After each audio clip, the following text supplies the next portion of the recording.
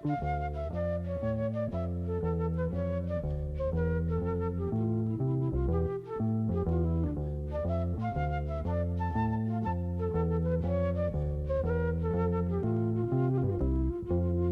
this is Glenn Cabbage, Technical Trainer, and I'd like to spend a few minutes discussing the highlights of the Excel workshop entitled Calculating Dates and Times. Specifically, we want to look at how Excel performs addition and subtraction calculations on date and time data. The ability to effectively calculate date and time data within Microsoft Excel really begins with a thorough understanding of how Excel stores that data. Excel stores all dates and times as a positive number. What's interesting about this is that, according to Microsoft Excel, all time begins on January 1st, 1900. Excel really will not calculate dates prior to that date. The reason for this is the date January 1st, 1900 is stored as the numeral 1. And since we cannot go backwards into negative numbers, January 1st, 1900 is the first date that Excel recognizes. Let's take a look at this column of data here. Beginning with cell F21, we have the numeral 1. 1, when formatted according to date and time formats, corresponds to 1/1/1900, 12 a.m. In other words, midnight starting the day January 1st, 1900. If we look at that same serial number in the time format, we find that it simply refers to the time only. But let's go forward half a day. So we've now moved from the numeral 1 to 1.5. The 1 corresponds with the very first day that Excel recognizes, the 1/1/1900. But then the 0.5 corresponds to half of one day having transpired, or 12 p.m., 12 noon.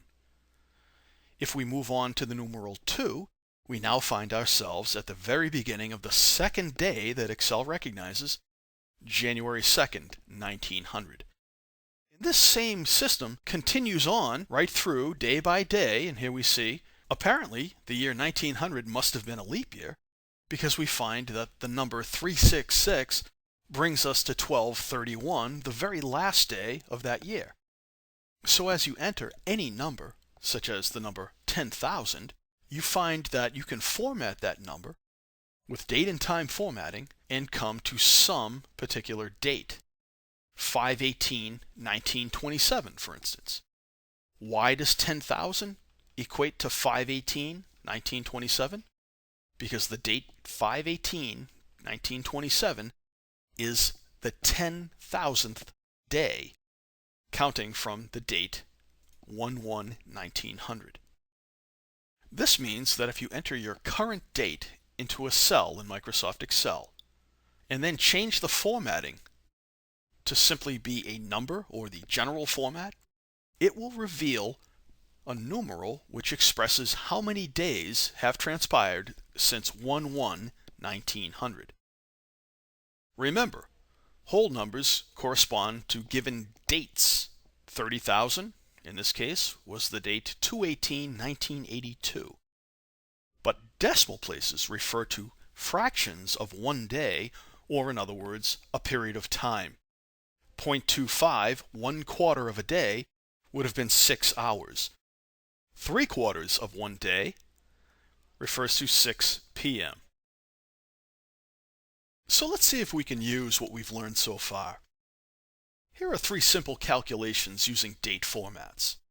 In the first example, we want to find out how many days there are between 2 dates. The formula is quite easy. We subtract the start date from an end date. But how do you subtract December 1st from December 25th? Well, it's done based on the numbers that are being stored behind the scenes. If we change the format of this date field to the whole numbers that are actually behind the scenes, we find that if we subtract from this number the previous number, we end up with a simple answer of 24. Simple subtraction. These two numbers, however, as we know, represent dates. In this second example, we're determining what the date will be if we add a certain number of days to a given date. If I were to add 10 days to February 19th, 2008, I can see that I come up with February 29th, 2008, a leap year. Now, if that was not a leap year, adding 10 days would have taken me to March 1st. Let's see what happens behind the scenes. The February 19th date is really the number 39,497 being stored in a date format, and likewise, the date February 29th is the number 39,507. So we're simply taking the first number, adding 10 to it, and coming up with our result. But what happens when we attempt to do calculations with time, specifically hours, minutes, and seconds? Well, many calculations are pretty straightforward. Here I'm starting with 9 o'clock, I'm ending at 5 o'clock, and I want to find out what the duration between these two times is. As the notes here state, to do this we need to subtract the smaller number from the larger number. But which is which?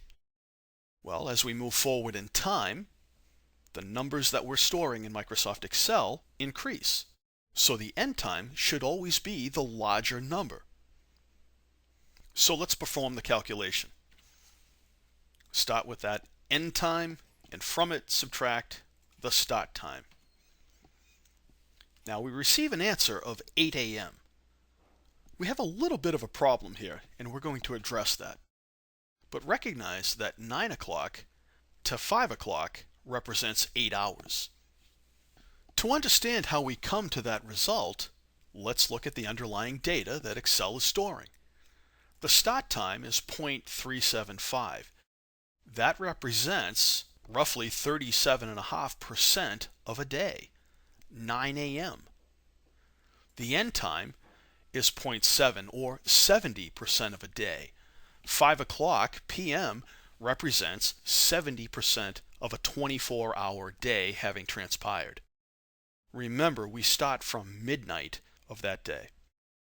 So if we perform math on these two numbers, quite simply we end up with 0.333. And if we format these as time, we see the results that we would expect. Now, as I stated, the 8 o'clock doesn't really make sense. What we should have as a result is not 8 a.m., but simply a matter of 8 hours between 9 a.m. and 5 p.m. The formula is exactly correct. What we need to change is the formatting. So rather than demonstrating time, we're going to use a custom number format, not using AM and PM, rather simply using hours and minutes. And there's the answer that we need to see. The duration between 9 a.m. and 5 p.m. is 8 hours. And into this calculation, we can insert any numbers that we care to. 8:30 a.m. And let's say we have a final time of 7:30 p.m. That would be 11 hours. Now in this example, we start to run into problems. Our start time is an evening time, 10:30 p.m. The end time is a morning time. Now this might happen if we're determining the duration of an overnight flight or perhaps working an evening shift, and we want to find out how many hours have transpired between the two times. The formula is exactly the same. Subtract what should be the smaller number from the larger number. But what we find when we convert these time formats into numeric formats is the start time is the larger number. So we are trying to subtract a large number from a small number, thus resulting in a negative. Well, we can't have negative times in Excel. Excel will not allow us to travel backwards in time. So numbers always have to get larger. What happened here is that the start time was a larger number representing an evening. The smaller number represents the following morning. So we've crossed that point of midnight and we start again at 0 and start to work our way back up. So how can we perform calculations with times in this way? Well, simply put, the best solution to this problem is to make use of the mod function.